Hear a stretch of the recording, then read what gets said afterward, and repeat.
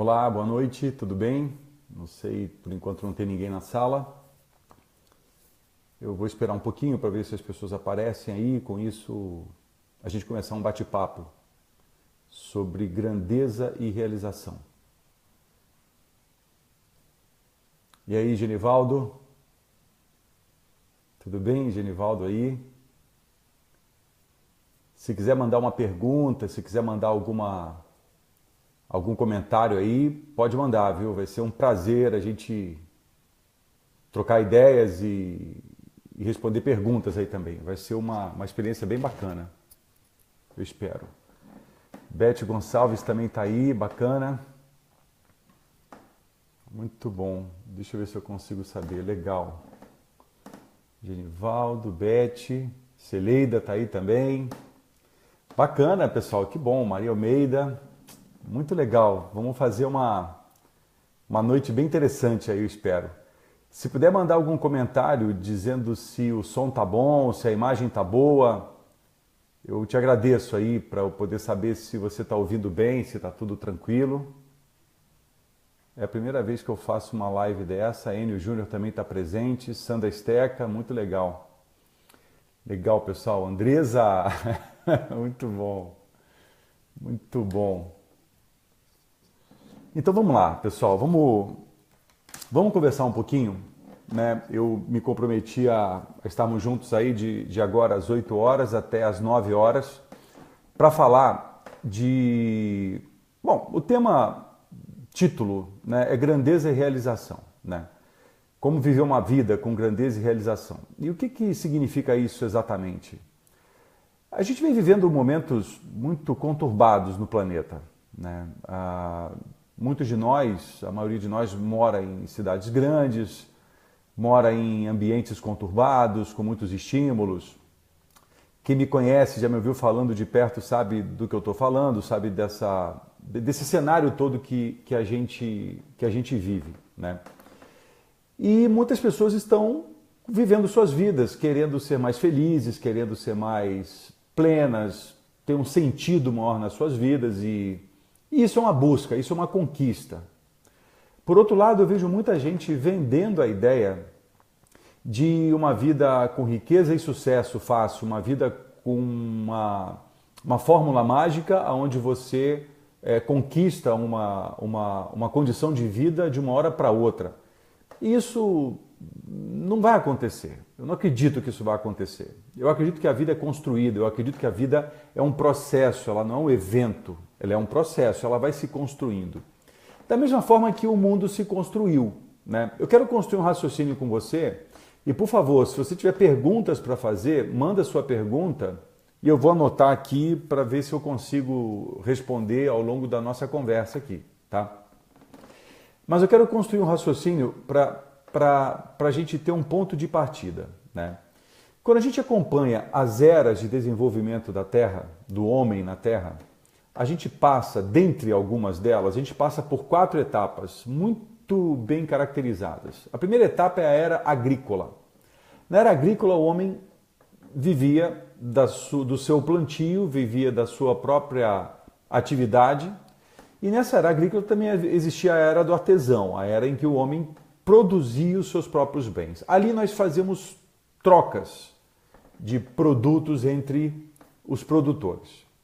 Depois a gente passou a viver uma era chamada era industrial.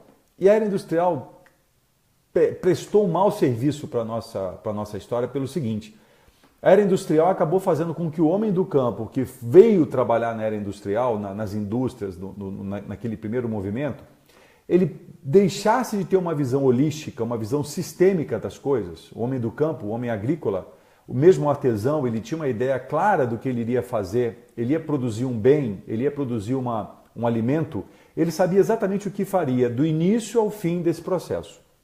Então ele tinha a visão do todo, ele tinha a visão sistêmica do processo. Quando o homem vai para a indústria, ele vai para fazer uma parte do processo. Então ele deixa de ter a visão sistêmica e passa a ter a visão fragmentada. Ele passa a ter só uma visão pequena. Na era agrícola, ele tinha a clareza do que ele queria produzir, por que aquilo era importante e como que ele ia fazer aquilo. Na era industrial, esse pensamento holístico ele foi desmembrado, ele foi separado. Algumas pessoas pensavam o que tinha que ser feito, outras pensavam por que isso era importante e outras iam executar a tarefa, ou seja, outras iam trabalhar o como fazer. E aí o homem perdeu a visão holística e passou a ter uma visão fragmentada. E passamos 400 anos tendo uma visão fragmentada, tendo uma visão da parte e não mais a visão do todo. E quando a humanidade passa 400 anos enxergando só uma parte, seus filhos, sucessores, herdeiros, gerações futuras nascem com uma forma de pensar fragmentada. Uma forma de pensar muito fragmentada. Então nós passamos pela era agrícola, onde tínhamos uma visão sistêmica, viemos para a era industrial, onde a visão passou a ser fragmentada, e aí o fator econômico, que sempre foi predominante a partir da hora em que perdemos o olhar para a nossa vocação e passamos a olhar para o meio de troca, que era o dinheiro, nós passamos então a dar uma importância muito grande ao fator econômico, e o fator econômico até a era industrial era muito tranquilo, porque a demanda era maior do que a oferta. E quando a demanda é maior do que a oferta, as pessoas não têm grande dificuldade em viver suas vidas. O emprego é pleno, a condição financeira é boa, então você pode prosperar dentro do conceito de sucesso que aquela época então demandava. Você teria emprego, você casaria, formaria uma família, teria uma casa, teria uma condição de promoção, aperfeiçoaria a sua formação e com isso você iria viver a sua vida, né? Até que você se aposentaria, morreria e cumpriria a sua missão na Terra, por assim dizer. Mas quando a gente entra na era do conhecimento, final dos anos 80, início dos anos 90, e eu simbolizo essa era com a queda do Muro de Berlim em 9 de novembro de 89, o mundo entra numa outra configuração. Junto com a queda do Muro de Berlim, o mundo se abre muito. E é uma revolução tecnológica tremenda, que nos permite, inclusive, fazer isso que estamos fazendo aqui hoje. Que nos permite estarmos em contato, eu na minha casa, você aonde você quiser, na sua casa, e nós podendo conversar e podendo trocar informações. Isso, por um lado, é muito bom, mas, por um outro, configurou uma nova ordem econômica.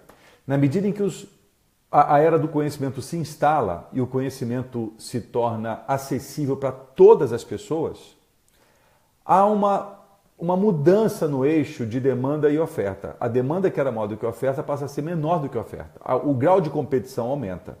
Aí seres humanos que estavam nas empresas com seus empregos garantidos, cuja felicidade era um direito, cuja carreira pertencia à empresa, cuja vida era administrada praticamente pelos valores da sociedade, ele se vê num momento onde ele tem que assumir a responsabilidade sobre a sua vida. Ele tem que assumir totalmente a responsabilidade sobre a sua vida. Essa é uma primeira informação de extrema relevância para se viver uma vida com grandeza e realização. Assumir integralmente a responsabilidade da sua própria vida. Nós vamos avançar nesse conceito aí. E aí, o tempo vai passando e aí a gente começa a viver um ambiente de competição, um ambiente de mercados se globalizando. Na medida em que nos anos 80 nós tínhamos no Brasil 4 montadoras, hoje nós temos mais de 20 montadoras. Na medida que havia poucas marcas de produtos e opções, hoje existem centenas de oportunidades. Então, o poder de fazer escolhas passou a ficar um pouco mais complexo. O processo de tomada de decisão do ser humano passou a ficar um pouco mais complexo. Na verdade, toda a sua vida passou a ficar mais complexa. E aí o medo predomina, a angústia predomina, a ansiedade predomina, a depressão predomina. Eu quero falar para vocês sobre o que causa ansiedade, o que causa o estado de depressão. Então nós nos vemos num mundo onde tudo está numa taxa de mudança muito veloz e a nossa taxa de aprendizado, por vezes, para algumas pessoas, não é tão veloz assim. Então veja, o seu desenvolvimento, o meu desenvolvimento, é a razão da minha capacidade de aprendizado com a capacidade do mundo se transformar. Entende esse raciocínio? Ou seja, se eu pudesse fazer uma fórmula, seria evolução é igual a delta de aprendizado sobre delta de mudanças. Se eu não aprender na mesma velocidade do mundo, eu tendo a ficar para trás. Mas como fazer isso de maneira leve, de maneira simples, de maneira serena? Esse é o grande, acredito que seja o grande ponto que a maioria das pessoas está em busca. Porque mesmo aquelas pessoas que estão em busca de riqueza e sucesso, o que eles querem de fato é o quê? Presta atenção nesse conceito. Alguns de vocês que já me conhecem já me ouviram falar isso. Na medida em que você compra um carro, o que você quer? O carro, que eu posso até vê-lo como um símbolo de sucesso e riqueza, dependendo do carro. O que você quer de fato? O carro ou o que ele te proporciona? Na medida que fica claro para você o que você quer é o que ele te proporciona, você já começa a ver um segundo aspecto da grandeza e da realização. Ao invés de me preocupar com a posse, eu posso focalizar no acesso. Outro dia eu soltei uma frase como essa, né? O que você busca? Posse ou acesso? Eu conheço muitas pessoas que têm filhos. Ele tem filho. O verbo ter me dá uma conotação de propriedade. Agora, quantas pessoas acessam seus filhos? Conseguem acessar os seus filhos? Eu conheço pessoas que têm um casamento. Quantas conseguem acessar o seu parceiro? Eu conheço pessoas que têm um emprego. Quantas conseguem acessar a lógica daquele emprego e fazer transformações na sua própria vida a partir daquilo? Então a gente pode começar a se dar conta que nós estamos entrando numa nova era, que é uma era que eu quero convidar você a pensar muito seriamente sobre isso, que é a era da consciência. Ou seja, você tem regras, você tem códigos, você tem leis, tem um monte de coisas para regular o mundo. Mas você é o grande responsável por fazer suas escolhas. É o grande responsável por escolher com quem você casou, por escolher aonde você mora, por escolher o que você come, por escolher aonde você trabalha. Essa é a tua grande responsabilidade. Quando esse conceito ficar claro, você adentra no processo de grandeza e realização. Então, olha só, quando eu falo de era agrícola, industrial, era do conhecimento e era da consciência, não coincidentemente, eu estou falando de 4 dimensões que os seres humanos também dominam. E tem todas elas, né? A dimensão física, percebe como a era agrícola, o trabalho é braçal, o trabalho é físico. A dimensão mental e intelectual, perceba como a era industrial te sugere um conhecimento sobre as coisas que vão ser produzidas e processos de produção. A era do conhecimento, onde o homem acaba aprofundando o seu conhecimento sobre ele próprio, inclusive sobre as suas emoções, e a era da consciência, que tem uma conotação voltada para uma outra dimensão humana, que é a espiritualidade.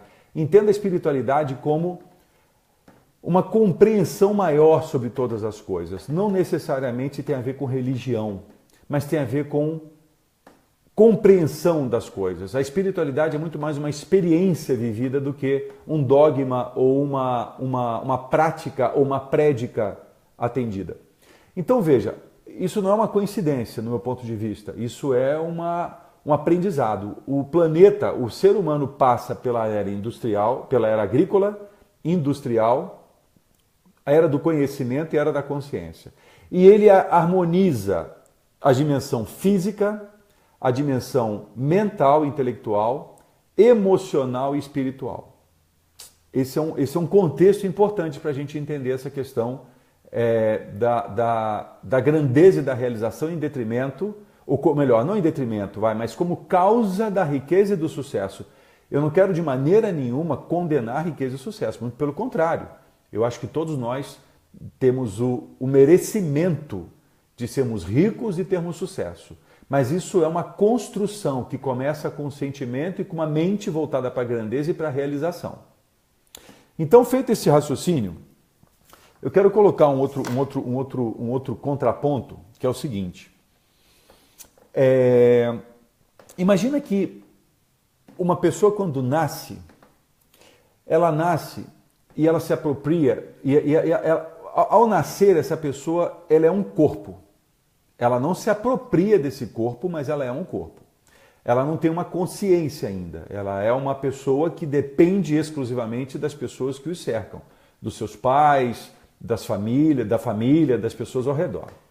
Lá pelos 7 anos de idade, e você vai ver que a coisa vai de 7 em 7 anos, lá pelos 7 anos de idade, essa pessoa se apropria do seu corpo. Ela tem uma clareza maior do seu corpo, mas ela está muito ligada, e você vê que uma criança é muito ligada num sentimento de instinto, muito mais do que de consciência. Ou seja, o ego começa a se fortalecer, a se formar, desse primeiro ano até o 7º ano, e o ego ele tem um papel importante na nossa vida. Né? O ego está numa extremo dessa história que eu estou contando.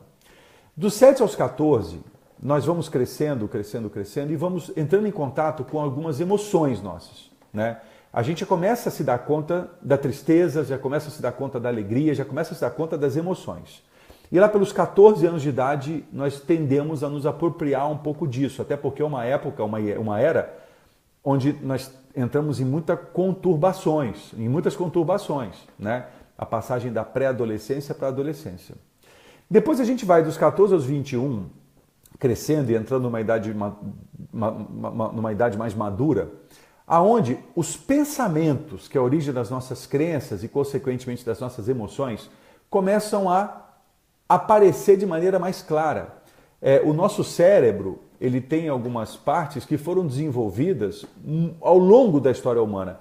E o neocórtex, que é uma parte frontal do cérebro, ele se conclui na formação humana lá pelos 21, 22 anos de idade.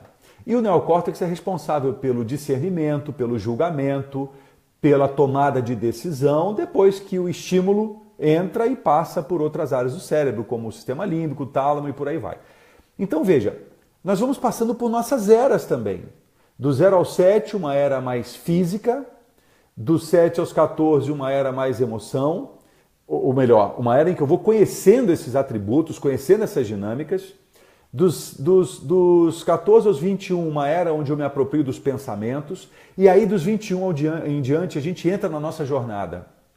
E aí é uma luta entre o ego e a consciência. Né? O ego no sentido de querer que você não sofra, querer que você não se exponha, querer que você não tenha medos ou não tenha momentos difíceis, portanto te salvando, querendo te salvar no curto prazo, e a consciência querendo te convidar a se preparar para o futuro, porque é lá que você vai viver. A consciência querendo te preparar mais para frente. Enquanto o ego faz você querer fugir da dor, a consciência quer te convidar a se preparar para uma vida mais plena, para uma vida mais robusta, uma vida mais serena, uma vida mais baseada em grandeza e realização. E num mundo onde você recebe centenas de estímulos diariamente, né, milhares de estímulos diariamente, você entra, naturalmente, pessoas entram no modo distraído. Ou seja, nós começamos a nos preocupar tanto com o lado de fora e nada com o lado de dentro, que nós começamos a nos ver perdidos diante das nossas escolhas. A gente começa a se ver completamente equivocado diante daquilo que a gente veio para fazer aqui. Né? Perdemos o contato com aquele ser que aprende, a criança, quando é criança, ela aprende, e entramos no modelo de ensino. As escolas, de uma certa maneira, nos convidam para um processo de ensino que tolhe completamente essa habilidade socioemocional, essa habilidade de autoconhecimento, essa habilidade de empatia, comunicação, elementos que vão ser muito importantes quando a pessoa fizer 30, 35 anos e for trabalhar em empresas e estiver ascendendo a algumas posições hierárquicas nas organizações. Então, veja que o modelo de negócios, o modelo de desenvolvimento do mundo, eu não vou dizer que ele que tem a responsabilidade de uma pessoa ou duas, mas ele é perverso. Porque se você não prestar atenção, você se vê em meio a um sistema de vida onde você vai trocar, como eu fiz durante uma época da minha vida, eu vou trocar minha vida por um salário e meu salário por contas. E aí eu vou querer me livrar dessa dor. E como é que eu me livro dessa dor? Ficando rico e tendo sucesso. E isso é uma falácia. Né? Não existe fórmula para a riqueza e para o sucesso. Até porque riqueza e sucesso são elementos que vêm de fora. Ou seja, são recursos que você não detém. Você depende, para ser rico, você depende de recursos externos. E para ter sucesso, você depende de recursos externos. E há pessoas que pensam assim, se eu tivesse um carro, eu poderia trabalhar no Uber. Se eu tivesse uma máquina, eu poderia vender um produto. Se eu tivesse um dinheiro, eu poderia montar um negócio. Ou seja, esse pensamento é um pensamento que se volta para fora. Agora, há pessoas que pensam assim, peraí, com a minha criatividade eu posso criar algo, eu posso fazer dinheiro e com esse dinheiro comprar um carro. Com a minha vontade eu posso fazer algo que eu posso com isso criar alguma coisa e com isso obter o recurso. Ou seja, eu, você, todos nós temos recursos internos que se eu trabalhar esses recursos internos, eu consigo acessar os recursos externos. É a causa e o efeito. É a grandeza e a realização que são recursos internos como caminho para se obter a riqueza e o sucesso. Percebe? O raciocínio é muito simples, mas para eu chegar nesse ponto eu tenho que passar por uma compreensão minha, de mim mesmo, sobre quanto que eu ainda estou preocupado com a minha sobrevivência. O ser mais primitivo, vamos dizer assim, ele é regido pela sobrevivência, pelo instinto e pelo sexo. E há pessoas, você deve conhecer pessoas que estão em busca de sobreviver, acumular dinheiro e ter muito sexo. Ele só passa para outra etapa se ele sentir dor. Se ele entrar num processo que os budistas chamam de sofrimento. Esse é um caminho que os hinduístas chamam de começar um processo de iluminação. Esse é o caminho que os cristãos chamam de salvação.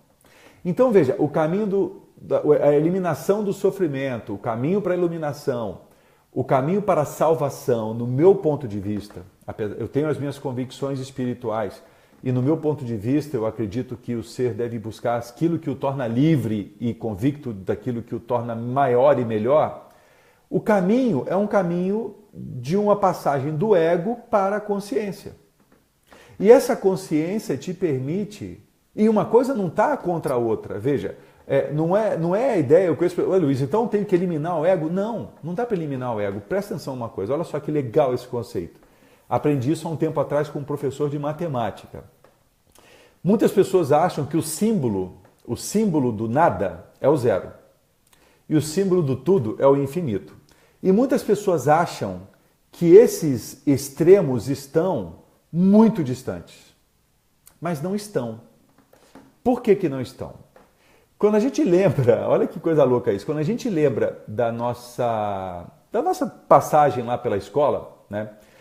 E a gente vai aprender lá alguns princípios da física, a gente aprende que se a velocidade aumentar muito, o tempo de viagem reduz muito. Ou seja, se a velocidade tender ao infinito, o tempo tende a zero. Então percebe que se eu aumentar o infinito, eu me aproximo mais do zero. Ou seja, zero e infinito são dois lados de uma mesma moeda. Ego e consciência são dois lados de uma mesma moeda. Quanto mais eu aumento o grau da minha consciência, mais apropriação, mais propriedade eu tenho do meu ego. Mais condição de entender que eu tenho domínio sobre ele. E se eu não dominar o meu ego, ele tenderá a me dominar. Se eu não dominar minhas emoções, ela tenderá a me dominar. Se eu não dominar os meus pensamentos, eles tenderão a me dominar. Então eu vou te contar um caso que é bem interessante sobre um trabalho que eu estou fazendo com um executivo de uma empresa aqui em São Paulo, onde ele me relata uma experiência que ele teve num dia de trabalho, onde nesse mesmo dia ele entrou em litígio com o chefe dele, que era um vice-presidente, na verdade com o chefe do chefe dele, que era um vice-presidente, e com o par do chefe dele, que era um diretor. Então, ele criticou o vice-presidente porque o vice-presidente tomou uma decisão que fugia às regras estabelecidas para a promoção de um funcionário. E ele não soube administrar isso. E no final do dia ele foi estar com o diretor e o diretor já abriu a porta falando com ele: quem você pensa que é para tomar as decisões que você está tomando? E a minha conversa com essa pessoa foi a seguinte: olha só, o vice-presidente ele pode te mandar o estímulo que ele quiser. O diretor pode mandar para você o estímulo que você quiser. Aí eu pergunto para você que está me assistindo: quem é que dá significado para os estímulos que você recebe? Aí essa pessoa me falou assim: peraí, Luiz, mas então você está querendo dizer que eu é que dei o significado errado? Eu falei, não, eu não quero dizer que você deu o significado errado, eu quero dizer que você deu o significado pelo que você recebeu. Se ele foi errado ou não, só você vai me dizer. O significado que você deu levou você para onde você queria? Não levou. Então, você pode pensar sobre isso. Ah, Luiz, eu não concordo. Eu falei, então tá bom. Então vamos lá. Presta atenção nesse argumento. Esse argumento é importante. Eu perguntei para essa pessoa, você já teve a oportunidade de passeando com alguém, um filho, a sua esposa, ou namorado, ou parceira, enfim. Passeando com essa pessoa, você já teve a oportunidade de olhar para uma flor e achar ela bonita e essa pessoa não dá a menor bola para isso? Ele falou, e já, com meu filho. Me conta essa história. Não, a gente estava andando num parque, eu vi uma árvore que eu achei super legal, uma árvore muito diferente lá e tal, e eu comentei com ele, pô, Matheus, olha que árvore linda. Aí o Matheus olhou para mim e deu de ombros. Eu falei, então, aquela árvore, quando você diz que ela é bonita, o significado da beleza dela está onde? Aí ele falou, está dentro de mim. E esse mesmo significado está dentro do Matheus? Ele falou, não. Você está entendendo o que eu quero dizer? Quando você entra e olha para o vice-presidente que tomou uma decisão que foge àquilo que você diz que é a regra, esse significado está dentro de quem? Aí ele respondeu, está dentro de mim. E qual o significado disso para o vice-presidente? É outro. Da mesma forma, quando você vai na sala do diretor que te chama para conversa, ele abre a porta e já te manda uma. Quem que você acha que é por fazer o que você está fazendo? Será que haveria a possibilidade de você procurar entender o que ele está passando? Ou seja, empatia. Empatia não é algo que aprende na escola. Empatia não é algo que você aprende na escola. Você aprende na escola como liderar reuniões. E mal ainda. Você aprende na escola, dependendo da escola que você estude, de que curso você vai fazer, como fazer um trabalho em grupo. Mas você não aprende como entender a mente das pessoas com as quais você trabalha. Então, a luta, o jogo, é um jogo de ego e consciência. É um jogo onde o ego dele bate de frente com a orientação do vice-presidente e por ele não concordar com aquilo, por aquilo ferir as suas crenças, presta atenção, por aquilo ferir as suas crenças, ele sente dor. E na hora que você sente dor, um dos caminhos mais rápidos para você ter a sensação de amenizar essa dor é encontrar um culpado. E dependendo de com quem você converse, esse alguém vai concordar contigo e vai fazer o papel do herói. Portanto, se fez o herói, a vítima e o vilão. E eu te garanto, toda vez que você estiver envolvido numa situação em que haja um herói, uma vítima e um vilão, você está no mundo do ego. Você está num mundo em busca de riqueza e sucesso, porque você acha que se você tiver dinheiro, ou se você tiver propriedades, ou tiver patrimônio, ou tiver um capital de sucesso muito grande, você não precisa mais viver esse tipo de coisa. Muitas vezes as pessoas não querem dinheiro pelo que o dinheiro vai fazer elas acessar para fazer o bem, para fazer a obra, para fazer a edificação. Ela quer dinheiro para mandar a empresa que ela trabalha para aquele lugar. Isso não é uma vida de busca, isso é uma vida de fuga. Percebe? Então as pessoas entram no modo de olhar o presente como agora, o futuro como algo lá na frente e o passado como algo lá atrás. Veja, nós temos um hábito de simbolizar o tempo numa linha horizontal. Eu quero te convidar a pensar no tempo como uma linha vertical.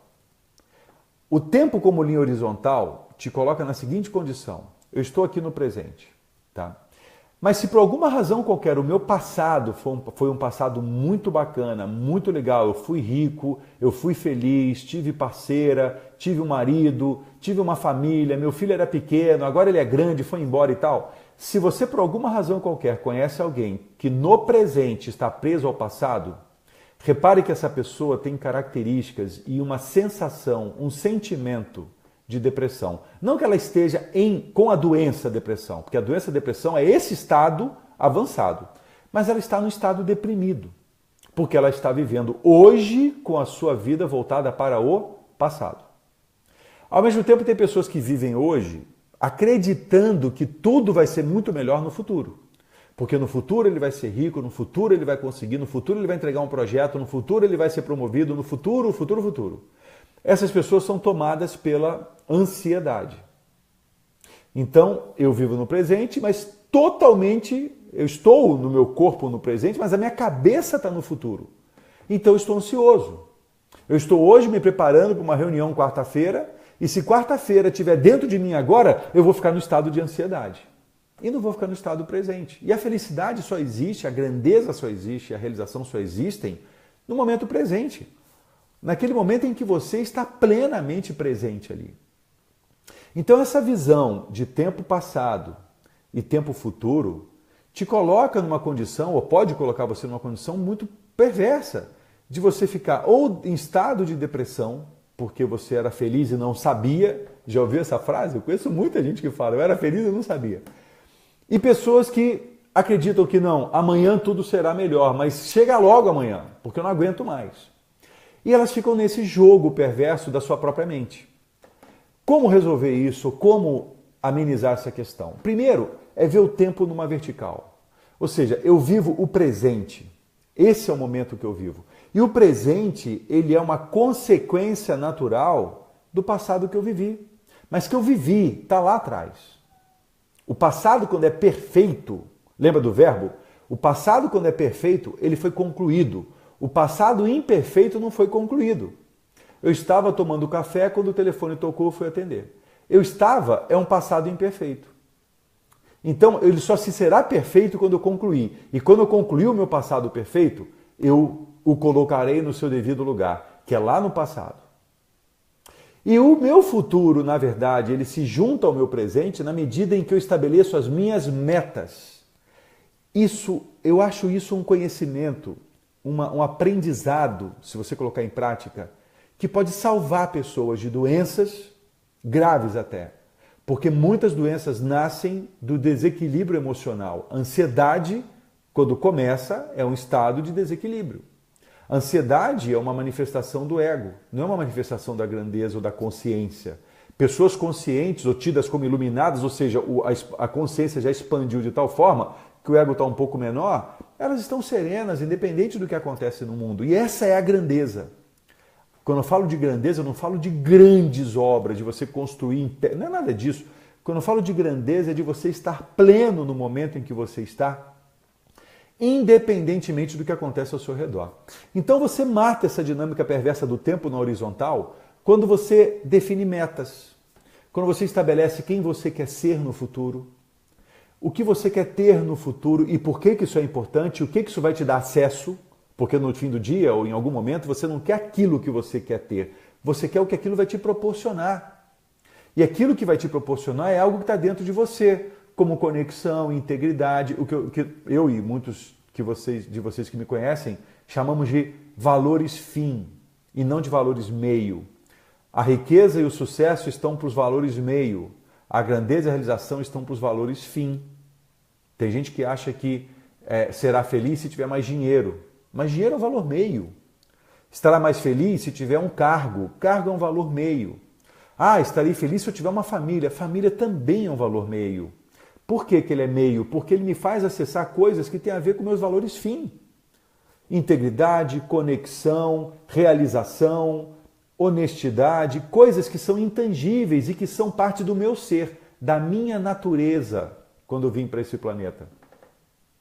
Então, quando o Einstein fala para você ter uma vida feliz, fixe-se numa meta, não em pessoas ou coisas. Perdão. Ele começa a nos ensinar algumas premissas de física quântica, porque na física de Newton o tempo é horizontal, mas na física quântica o tempo é vertical. Eu elimino esse fator do tempo, e tempo é uma invenção humana, porque antes do homem inventar o tempo, ele só conhecia a eternidade. Na medida em que o homem conhece o tempo e começa a fragmentar esse tempo, ele fragmenta a sua cabeça, ele fragmenta a sua ideia. E aí começamos a ouvir pessoas falando, com 50 anos eu já deveria estar no lugar tal. Com 30 anos eu deveria estar no lugar tal. Como é que eu ouvi isso de uma pessoa recentemente, não tem 2 semanas, Binato, como é que eu vou transformar minha vida tendo eu 60 anos de idade? A resposta que eu dei para ele no primeiro momento foi o seguinte: você pretende, acredita, acha e trabalha para viver até quando? Ah, eu pretendo viver até os 80. Então você tem 20 anos para fazer desses 20 anos, anos de grandeza e realização, com uma vantagem tremenda de já ter aprendido 60 anos. Entende? Então, a grandeza e a realização estão muito mais ligadas a esse processo de expansão de consciência. Que as pessoas acham, nossa, mas eu vou passar por essa vida e não vou expandir minha consciência. Isso não é, de fato, um fato. Isso é, na verdade, uma crença. Porque, lembra quando eu falei para você da criança que nasce e passa pelo estado físico, intelectual, mental, emocional, espiritual? Imagina que essa criança nasça com o ego dela desse tamanho, né? E a consciência muito pequenininha, a consciência é um pontinho no meio desse círculo aí. Na medida que ela vai através da dor, e sinceramente, por tudo que eu já li, por tudo que eu já estudei, e obviamente que eu não li e nem estudei tudo, mas tudo que eu já li, tudo que eu já estudei, e pelas práticas que eu já fui buscar para fazer trabalho comigo mesmo, o caminho é pela dor. Você vê que a iluminação ela aparece nos estados de vida de toda a ordem, né? Quando você vê, por exemplo, no estado mineral, né? Você tem iluminação. Por que você tem o carbono, que pode fazer o carvão e pode fazer o diamante? O diamante, ele é um mineral, um minério iluminado. E por que ele é iluminado? Porque ele tomou muita pancada, porque ele foi muito friccionado. Ele passou por um processo de purificação tremendo até se tornar o diamante. O mundo vegetal é a mesma coisa. As flores mais belas, a flor de lótus, que muitos conhecem como símbolo do budismo, ela nasce no pântano, ela nasce num lugar perverso. E nós, seres humanos, se quisermos realmente adentrar num caminho da evolução, evolução no sentido maior da palavra, não podemos desperdiçar uma crise, não podemos ignorar uma dor, não podemos abandonar o sofrimento como professor, como mestre para a minha jornada. Muitas pessoas passam a vida fugindo da dor. Eu fiz isso durante quase 30 anos, quase mais de 30 anos até. E eu perdi nesses 30 anos ou 35 anos grandes oportunidades de me elaborar, de me purificar, de me tornar alguém melhor. Mas também acredito que as coisas acontecem no momento que tem que acontecer. O que eu acredito também é que eu, Luiz, posso, e você também pode, se você estiver imbuído dessa jornada, ser um gatilho, ser um acelerador para que outras pessoas se deem conta disso também. E o homem passa a ser, então, dono da sua trajetória, dono do seu caminho, dono do seu destino, contando com os aliados. Então, esse caminho para iluminação, para purificação, para salvação, o nome que você queira dar, esse caminho para o crescimento passa necessariamente pela dor. E as pessoas, às vezes, quando sentem dor, se colocam no papel da vítima. Oh, meu Deus, por que eu estou passando por isso? Por que eu estou passando por esse momento? Eu não merecia isso, eu sou uma pessoa tão boa. Não tenha dúvida, o bem e o mal reside no mesmo lugar. Mas há uma mensagem ali, há um aprendizado ali. As pessoas costumam olhar o mundo sempre pelo lado prático das coisas, né? Mas há uma experiência a ser vivida. E se essa experiência a ser vivida te transformar em alguém melhor, se essa experiência a ser vivida te transformar em alguém mais compassivo, em alguém mais sereno, em alguém mais equilibrado, em alguém mais pleno do que está vivendo, aí você começou a avançar no caminho da iluminação. Mas quando você está preso à posse, a bens, a sexo, a comida, a coisas que são muito sólidas e provisórias, você está preso na tua existência, você está preso no teu desenvolvimento. A ideia é que essas coisas sirvam você e não você sirva essas coisas. Eu conheço muitas pessoas que têm todos os recursos do mundo, mas ela não tem o que de fato ela gostaria de ter. Eu trabalho com executivos que têm todos os recursos físicos e materiais em nível inesgotável, talvez para 2 ou 3 ou 4 gerações. Mas ele também tem um buraco no peito tremendo, porque ele não é uma pessoa feliz, uma pessoa realizada, uma pessoa, nesse contexto que a gente está conversando, grandiosa. Ela é uma pessoa rica e bem-sucedida. Tem riqueza e sucesso. E não está errado. Eu não quero, em momento algum, pessoal, dar a conotação de que riqueza e sucesso é ruim. Não tem essa história de o dinheiro é podre, que o dinheiro é pecado, nada disso.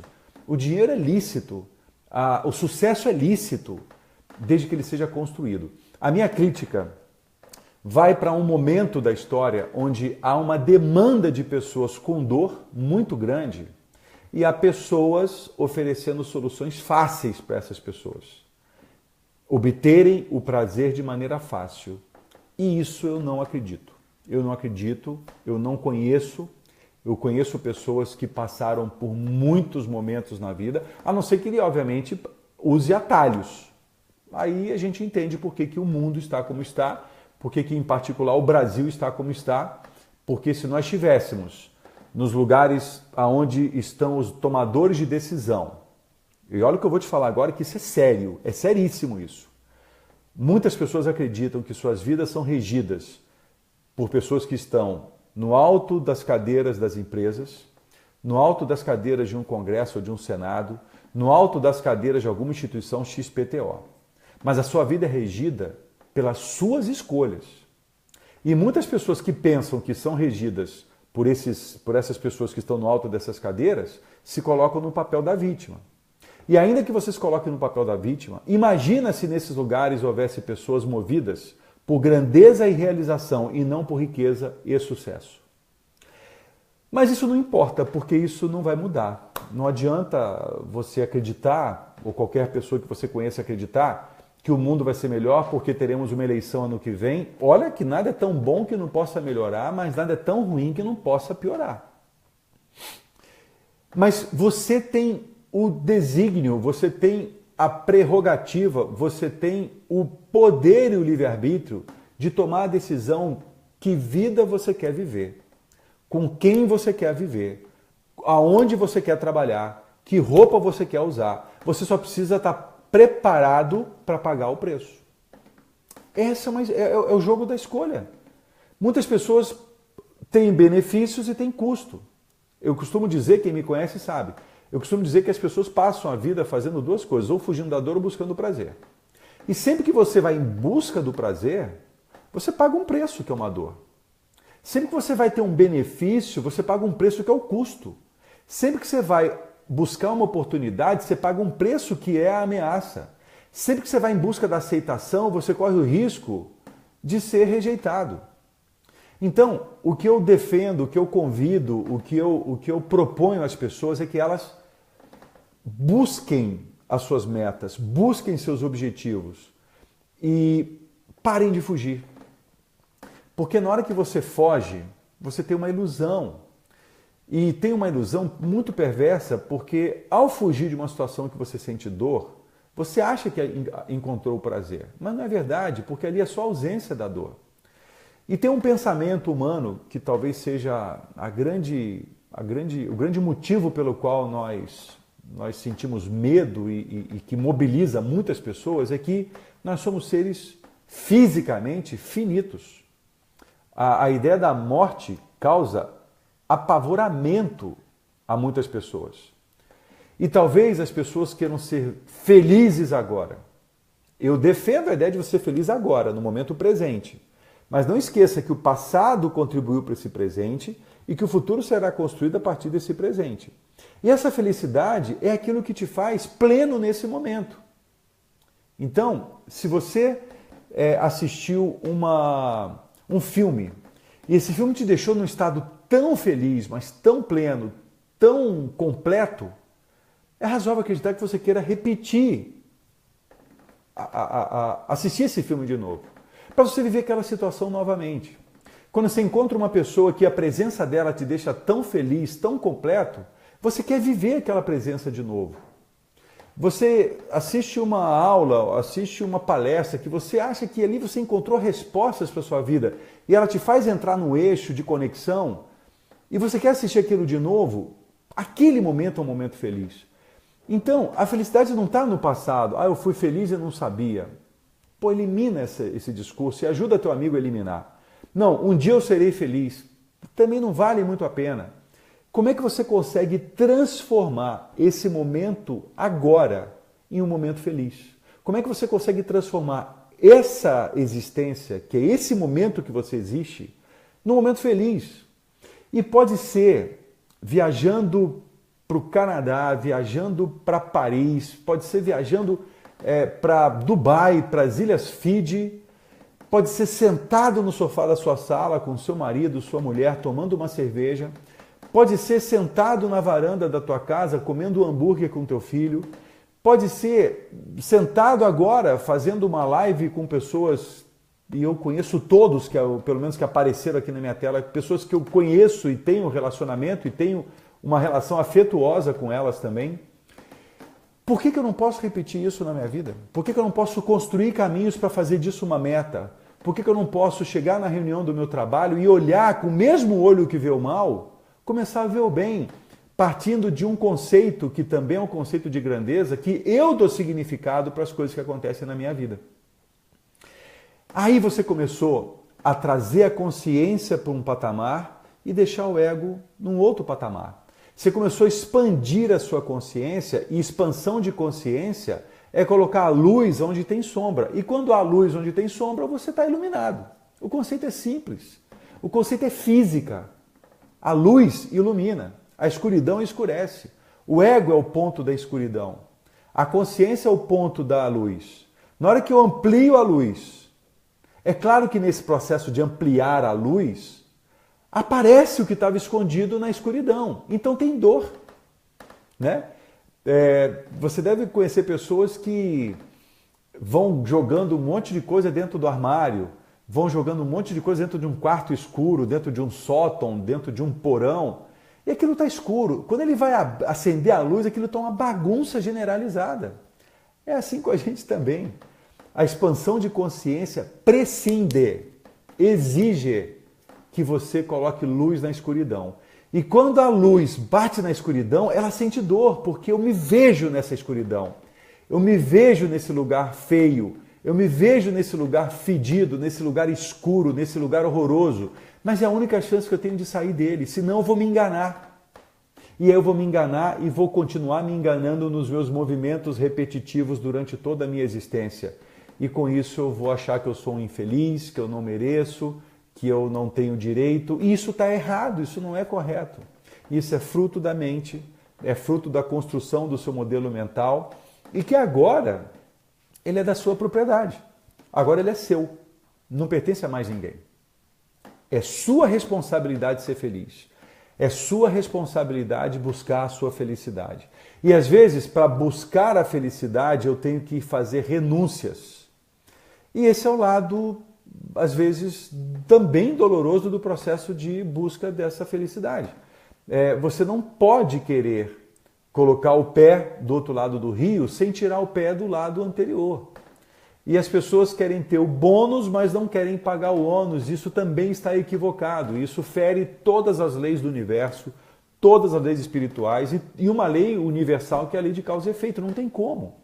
Então, eu não gosto de tornar simplório processos complexos, mas é importante torná-los simples de entender. O processo de crescimento, o processo de busca da grandeza e realização é um processo simples de entender, mas ele é trabalhoso. Não vou te dar 4 dicas para você ser uma pessoa grandiosa e realizada, não vou te dar isso. Mas eu vou te dizer que assumir 200% a responsabilidade sobre o que acontece na sua vida é um fundamento.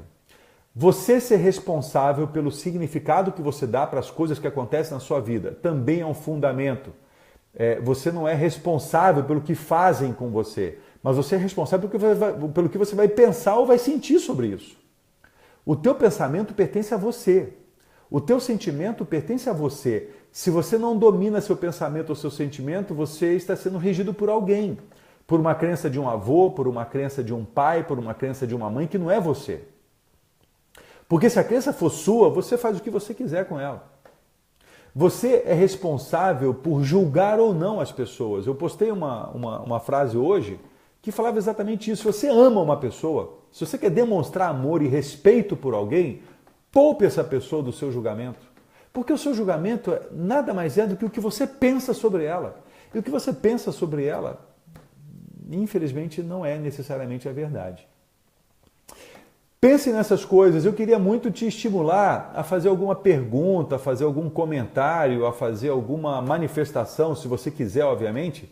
Mas se você não quiser fazer isso aqui, não quiser se manifestar, não quiser se revelar nessa live, me manda uma mensagem no meu WhatsApp, se você tiver. Se você não tiver, me manda uma mensagem pelo próprio Facebook, no Messenger do Face, se você quiser também uma pergunta, um conceito que eu tenha falado e que eventualmente não esteja muito claro para você e que você queira que eu repita. Se você quiser, obviamente essa live vai ficar no ar aí durante um tempo, e se você quiser rever e olhar algum ponto que faça sentido, você, por favor, entenda que eu quero me colocar como um recurso para você. Eu quero me colocar como alguém que, se você quiser, independente de quem você seja, eu não consigo saber quem está aqui na live nesse momento, pelo menos não aprendi ainda. Eu vi no momento que as pessoas foram curtindo, mas depois que não curte eu não sei quem é. Na medida que você queira ampliar esse conhecimento e achar que eu posso ser a pessoa que vai te apoiar nisso, que posso te apoiar nisso, putz, me escreve pelo Messenger, me escreve pelo WhatsApp ou me manda um e-mail. O meu e-mail é lcbinato@enxade.com.br. Mas é fácil me achar. No Messenger, se você está me vendo no Face, você consegue me mandar uma mensagem no Messenger. Então, só para a gente fazer um pequeno resumo da nossa conversa, dado que a gente está quase encerrando aí, vou deixar alguns minutinhos para quem quiser fazer alguma pergunta, e vivermos esse sábado à noite. Afinal de contas, todo mundo espera alguma coisa de um sábado à noite. Então, nós falamos sobre a evolução da espécie humana na Terra. Era agrícola, era industrial, era do conhecimento, era da consciência. A evolução do indivíduo, passando pelas dimensões humanas, física, mental, intelectual, emocional e espiritual. Falamos do aparente distanciamento do ego e da consciência, do aparente distanciamento do infinito e do nada. Quando a velocidade tende ao infinito, a distância tende ao zero. O zero, o tudo e o nada estão perto. O infinito e o zero estão perto. E quando a gente faz, olha que interessante, quando a gente faz que o infinito e o zero e o nada, o infinito e o zero, o tudo e o nada estão perto, é quase que uma reverência, né? Então, são pequenas coisas, conceitos simples, mas eu reconheço de extremo trabalho de pessoas que de fato estão imbuídas de viver uma vida plena. Há um preço a pagar para ter felicidade. Há um preço a pagar para obter a grandeza, para obter a realização. Não é um caminho fácil, é um caminho trabalhoso. Por isso que é importante, eu me coloco à sua disposição. Pessoas que curtiram no início da live também estão dispostas a se colocar à disposição de outras. Muitos aqui fizeram curso de formação comigo em área de desenvolvimento humano. Portanto, a gente precisa juntar essa galera, a gente precisa juntar esse exército. E com isso começarmos a construir uma vida nova. Não é mudar o mundo. Essa história de mudar o mundo, eu entendo assim. Eu não consigo mudar você, mas eu consigo mudar a mim. E quando eu mudo minha visão sobre você, você mudou na minha percepção. Então, a minha grande trajetória, a minha grande busca é me transformar continuamente a uma velocidade tão maior quanto é a velocidade da mudança do mundo. Senão eu vou ficar para trás. E quando eu falo ficar para trás, não é obsoleto em relação à informação, é obsoleto em relação a mim mesmo. Como é que eu aprendo a lidar com as gerações que estão chegando? Eu tenho 51 anos e eu sento em mesas de reuniões com pessoas de 20, 25, 27, 30, 40. E eu quero me dar bem com essas pessoas, eu quero aprender coisas com eles. Como eles podem aprender coisas comigo? Eu faço um trabalho hoje, logo vocês vão saber, com uma produtora, a OQF, do Eduardo, um amigão aí, parceiraço, um cara de 28 anos de idade, com a rapaziada de primeira linha lá, Pô, a gente cria um clima de trabalho super bacana, super gostoso, eu aprendo com eles coisas que estão me permitindo fazer isso. Porque o que eu aprendi é o seguinte, Luiz, um cara de 50 anos não tem que ficar fazendo live no Facebook. Na verdade, não tem nem que ficar no Facebook. Desculpa, galera, eu não estou nem aí porque pensam sobre quem tem 50 anos. Eu tenho 50 anos, vou viver até os 105 e vou fazer muitas coisas diferentes. Gostaria que você pensasse sobre isso. Como é que você está levando a sua vida? Sua vida está indo para um lado do ego, riqueza e sucesso, ou está indo para o lado da grandeza e realização, para o lado da consciência? Pensa nessas questões. Vou te deixar então agora em paz aí, são 8:55 agora. Falei que ia até as 9, acreditando que as pessoas iam se manifestar, fazer perguntas, alguma coisa assim. Mas beleza, eu entendo, está todo mundo aí pensando talvez. Só queria que se você pudesse, obviamente, me dar um feedback depois. O que você achou dessa conversa, se ela foi bacana para você, se ela te trouxe algum aprendizado. E é uma pergunta que quem me conhece de perto sabe, né? Por que valeu a pena esse nosso momento, esse nosso encontro de 1 hora? Eu estou assumindo um compromisso comigo, em primeiro lugar, de fazer isso com frequência. Na terça-feira, dia 4, às 20 horas, eu vou fazer uma segunda live. Dependendo de como eu receba retorno, dia 4, né? Vou fazer uma live número 2. Dependendo do retorno que eu receba, eu vou mudar o tema. Eu vou entrar em outras coisas relacionadas a propósito, relacionadas a legado, relacionadas à missão de vida, que num certo sentido são instrumentos que nos ajudam a entender essa conversa que a gente teve hoje. A entender essa história de ego e consciência, de dimensões humanas, física, mental, emocional, espiritual. Entender esse movimento do mundo com o nosso movimento dentro dele. A gente é parte disso, todos somos uma coisa só e temos uma interconexão, uma relação de interdependência muito grande. E quero falar sobre essas questões de relacionamentos e relações interdependentes.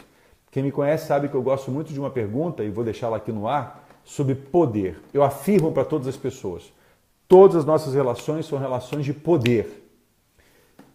Afirmo, não estou nem perguntando se você concorda ou não, estou afirmando isso.